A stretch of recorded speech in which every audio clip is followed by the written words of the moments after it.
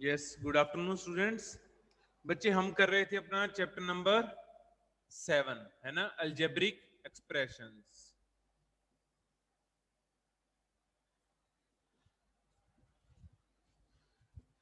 आज हम सीखेंगे बच्चे multiplication and division of algebraic expressions. ठीक है, अब देख लो। सबसे पहले मैं आपको सिंपल जो हमने वेरिएबल एंड कांस्टेंट किए थे ना लास्ट लेक्चर में, वेरिएबल्स एंड कांस्टेंट। जैसे सपोज कर लो बच्चे 3a है, ठीक है, 3a, इसको मैंने मल्टीप्लाई किया 2 के साथ। जैसे हम प्लस और माइनस करते हैं, वेरिएबल और कांस्टेंट टर्म प्लस माइनस नहीं होते, बट मल्टीप्लाई और डिवाइड हो सकते हैं। ठीक है, इस चीज का ध्यान रखना, ये मल्टीप्लाई और डिवाइड हो सकते हैं बट प्लस माइनस नहीं हो सकते। अगर मैं यहां लिखूं 3a + 2 तो कुछ नहीं, ये प्लस नहीं होंगे, ये हमारी अलजेब्रिक एक्सप्रेशन ऐसे ही रहेगी। बट अगर यहाँ पे माइनस है तब भी माइनस नहीं होंगे, बट यहाँ पे अब मल्टीप्लाई रख दूं मैं तो ये मल्टीप्लाई होंगे, और ये 2 3 के साथ मल्टीप्लाई होगा और a वैसे ही आ जाएगा। कितना आ जाएगा? 6a, 6a। ठीक है, अगर मैं 3a को कहूं डिवाइड करना है 3 के साथ, 3a डिवाइडेड बाई 3, ये डिवाइड है, ठीक है, 3a डिवाइडेड बाई 3, तब 3 3 के साथ डिवाइड होगा, कितना आएगा? 1। तो हमारा आंसर आ जाएगा 1a या सिंपल a। ठीक है, अब हम करेंगे वेरिएबल को वेरिएबल के साथ मल्टीप्लाई। जैसे सपोज कर लो a मल्टीप्लाई a क्या होगा? a multiply a means a square, a multiply a means a square. जितनी बार a आया उसकी पावर लिख देंगे, इसको पावर बोलते हैं जो ऊपर होता है। ठीक है, a का स्क्वायर। अगर यहाँ पे 3 बार a हो, a मल्टीप्लाई a, तब क्या बन जाएगा? a की पावर 3। अगर यहाँ पे 4 टाइम हो, a की पावर 4। समझ आया? तो इस तरह से करेंगे मल्टीप्लाई। अब अगर सपोज कर लो हमारे पास दो वेरिएबल्स हैं, अगर मैं सपोज करूं 3a multiply 2b, 3a multiply 2b, तो इसको कैसे सॉल्व करेंगे? 3 मल्टीप्लाई होगा 2 के साथ, a मल्टीप्लाई होगा b के साथ। a मल्टीप्लाई b कितना आ गया? ab। a मल्टीप्लाई b कितना आ गया? ab। और 3 मल्टीप्लाई 2 कितना आ गया? 6।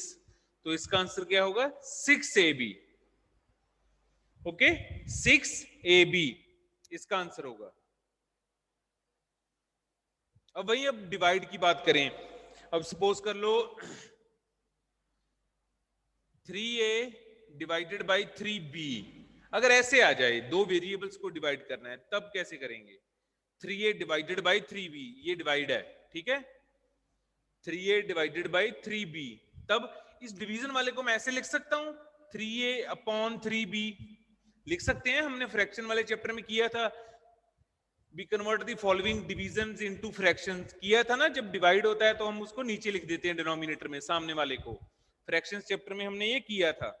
अब 3 के साथ 3 कट हो गया, 3 के साथ 3 कट हो गया, तो आंसर क्या आ गया? a upon b।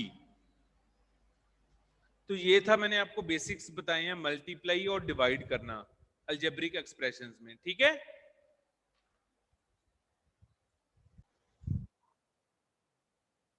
अब स्टूडेंट्स देखो, आपकी बुक में chapter number 7 check point number 2, उसका हम सेकंड पार्ट कर रहे थे। ठीक है, फर्स्ट 2 प्लस माइनस था, हमने कर लिया था। अब थर्ड देखो, थर्ड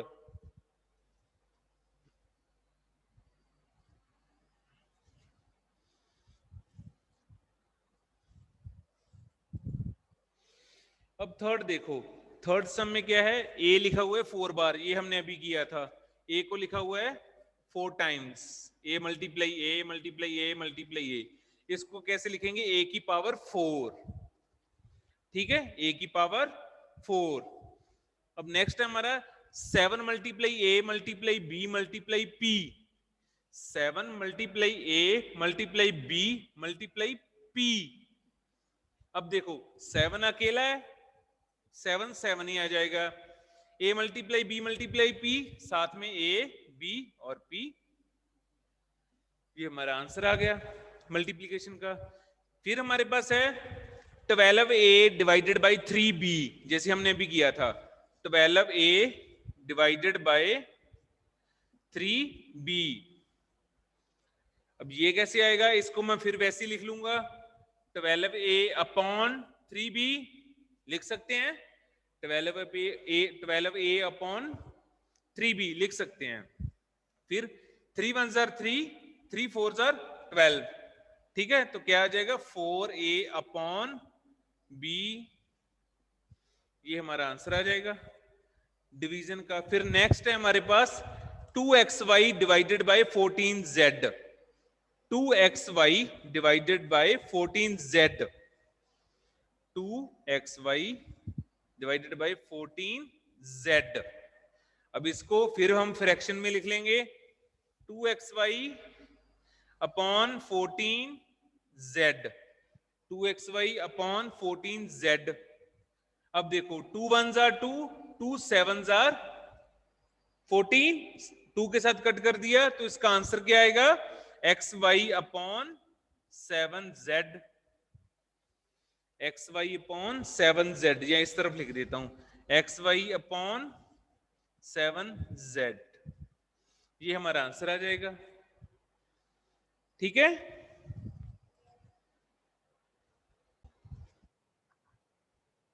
अब देखो बच्चे नेक्स्ट है हमारा, उन्होंने हमें स्टेटमेंट दी हुई है, उसका हमने फॉर्मूला लिखना है। नेक्स्ट हमारे पास जो आपका नेक्स्ट पार्ट है चेक पॉइंट का, उसमें हमारे पास स्टेटमेंट्स दी हुई हैं, हमने उससे फॉर्मूला बनाना है। फर्स्ट क्या उन्होंने कहा area of triangle is equal to 1/2 the product of its base and height. तो इसको कैसे लिखेंगे हम, एरिया ऑफ ट्रायंगल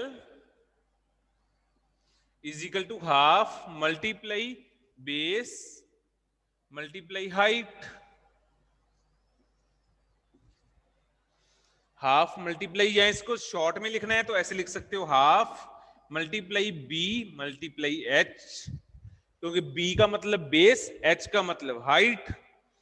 अब सेकंड है speed of the vehicle is equal to distance travelled divided by time taken. अब स्पीड का formula क्या होता है, वैसे ये आप हायर क्लासेस में भी पढ़ोगे स्पीड का टॉपिक, चलो यहां पे गिवन है। स्पीड का फॉर्मूला वैसे क्या होता है, डिस्टेंस अपॉन टाइम, यहां हम इसको कैसे लिख सकते हैं, d upon T, distance upon time.